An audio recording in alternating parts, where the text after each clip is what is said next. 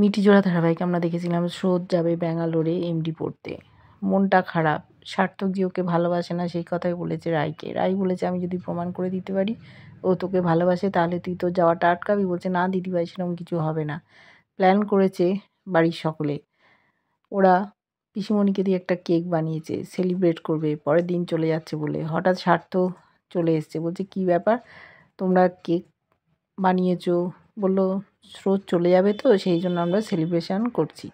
তখন বলল, বাবা, ও পড়তে যাবে তার জন্য তোমরা সেলিব্রেট করছো, এর সাথে আমি তাহলে একটু শ্যাম্পেন কিনে আনি।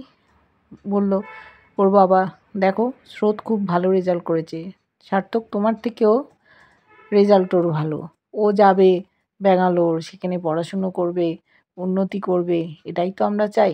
সার্থক রেগে যাচ্ছে, রেগে গিয়ে ঘর থেকে বেরিয়ে গেল। ওরা এটাই চেয়েছিল যে সার্থক যদি না ফেরে স্রোত যেতে পারবে না।